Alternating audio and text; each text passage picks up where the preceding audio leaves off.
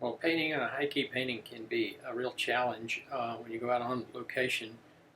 You have, the thing you're looking at is extremely complicated and complex. And what we do though is we paint the light that falls on the objects. And in order to do this, there's a set of parameters. Number one, mixing colors, having enough colors to create the transitions that you see in nature. And that's what I'll talk about here. This was a favorite model of mine when I was teaching figure in the landscape impressionist classes in City Park in New Orleans back in the 80s, a long time ago.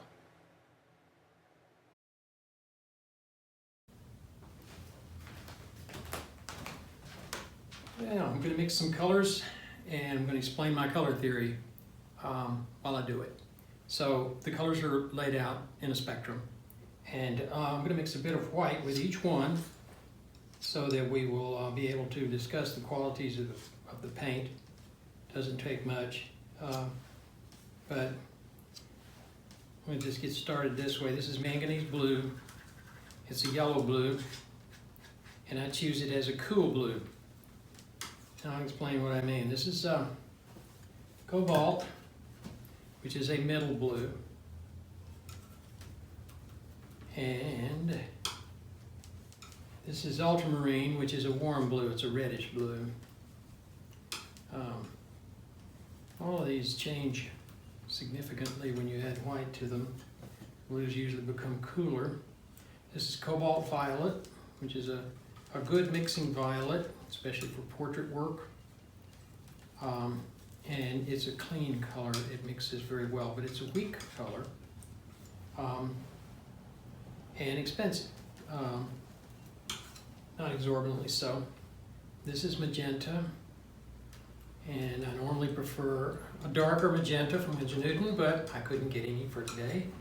And this is permanent rose, which you can see is pinker. You thought that this magenta was pretty pink, but the rose is pinker yet.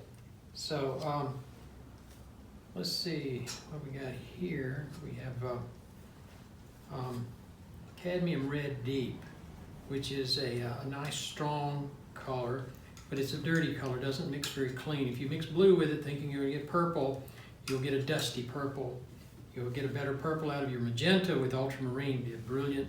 In fact, I think it's the brightest one of the purples that you can mix. Aniline dyes would be brighter, but still you want colors that will last, and those two will definitely last. But I find the purples mixed from cadmium red deep with any of the blues to be very useful, especially in landscapes. Now this is a Mars violet, which my teacher used and I use. This is a bit of a dirty one by comparison to the red Mars violet. Mars violet red is a little less dirty than that, but it's also useful when mixed with other colors. Now let's see what burnt sienna looks like, and then cadmium red light right here. So burnt sienna is a very useful earth color, and it's an orange. You can see that it's if you add orange to that, it just becomes more so. So this is your cadmium red light right here, and that's a peachy color. Well, it's not peachy. I mean, it's a Swedish, peach color. Not actually peach. If I added a little bit of rose to it, it would become peachy pretty quick. So is orange. Oh, that's the red. Okay, here's the orange right here. Let's see what goes with this. Yeah, see, that's definitely orangey. All right, cadmium orange, and then cadmium lemon, cadmium medium, cadmium deep, yellow ochre. So what you get on the lemon yellow is generally designated as a cool yellow, but it is lighter. In contradiction to that, it will be the lightest color that you can mix. If you mix a tiny bit of lemon yellow with white on the canvas, there's nothing else that you can mix that will be lighter than that. White would be lighter than that if white were not a cool color, if it were not a neutral. So the ability to use white on a landscape is extremely limited. it doesn't denote a color, it denotes the ultimate lightness, all colors combined. So a lighter color, which will register lighter in your mind, will be lemon yellow with white. And the next down from that would be this rose color mixed with white, but it's a little bit more fugitive. And so, but you can still use it. I mean, it's a very light color. And if you're mixing, let's say you're doing a painting and it has 3 white objects in it, well, you're going to have 3 different types of white, and you're going to have to mix them differently. So one of the whites will be lemon yellow, the other white will be mixed with a permanent rose, and the other white would most likely be mixed with a manganese blue or something like that. So, and now I'm talking about the light plane of a white object in sunlight, which would be very light. And so to make the three whites different, then that's the problem, is what would be the lightest 3 colors that you need to use. And in experimentation, I found that to be the case. So here's your yellow ochre, your warm green, your middle green, and your cool green. So yellow ochre is another useful earth color.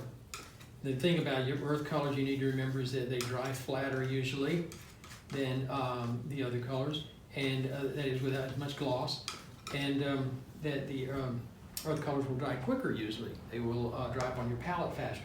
Okay, this is a warm green. Yellow's been mixed with it.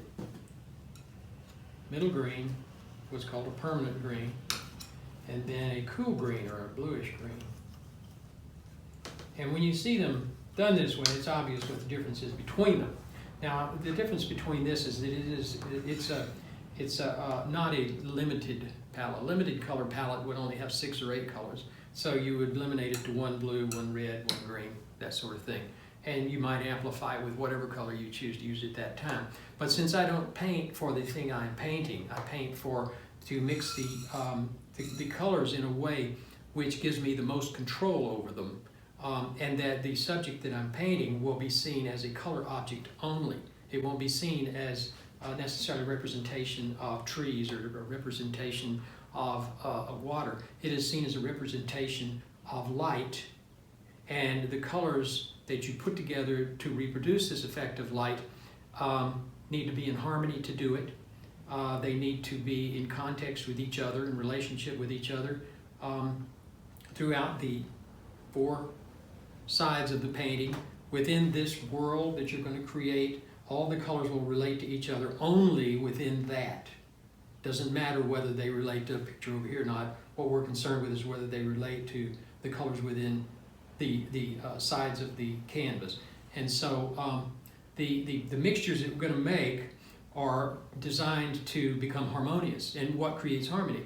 Well, several things create harmony. Naturalism is the best clue. Now, to create harmony, transitions is a big help. If you can put a middle blue, let's say a cobalt blue, down, and you're going to it's a blue object and it's going to transit in color. It's going to change from that depending on how far away from it you get this way. Because say the light's here and it's coming this way. Well, the lightest and brightest is going to be here and it's going to transit in both directions with different colors.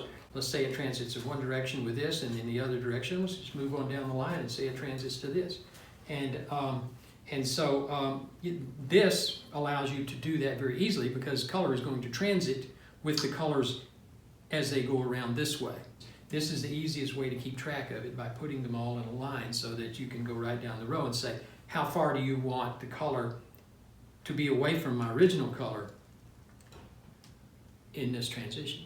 And that's how you're going to create a harmony within the colors of the piece, is that you're going to have a consistency with how you transit from your initial color mixture. So a few of the mixtures that I use, that was what I wanted to do, was put together a couple of things that I mix ordinarily. The first mixture that I want to put out is with a Mars Violet and a Magenta. And so in order to do this, what I'm going to do is mix a bit of white with each one.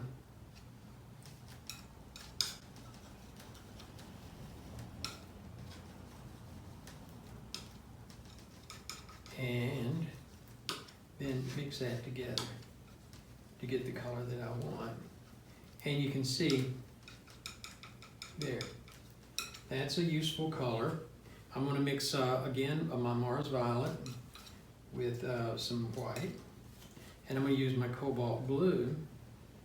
And here, I'm going to mix some white with it.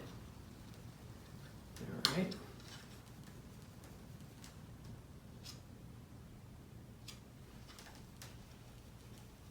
Again, with the cobalt blue and the Mars Violet, I'm trying to get that Mars Violet. It has a very dense color, and evidently I used too much of it to get that done. But so I'll mix that with the blue over here to get the color I'm after. And put some more of it there. There we go.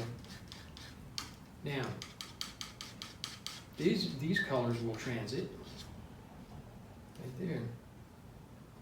I can mix them together to get that. Now,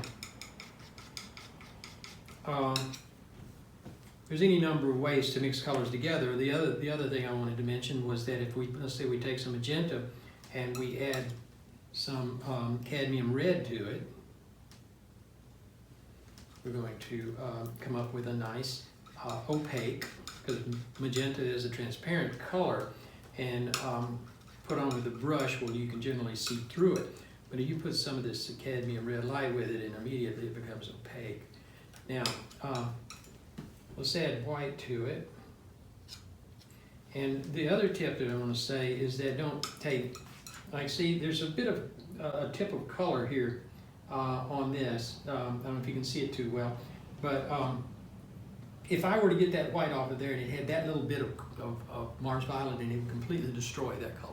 So you have to be very careful that you take your whites very seriously about how you separate the ones there. And if you want to, like I say, this is a color that's very useful on portraits.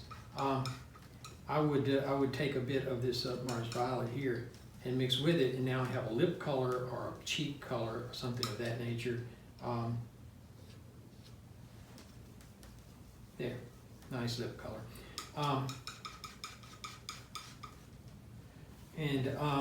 So if you pull it around here, here's this this lemon yellow, which I said is so useful for making a light, very light passage on a canvas. You can see it's a very dense pigment, so you really have to add a lot of white to it to get it as light as you might want it.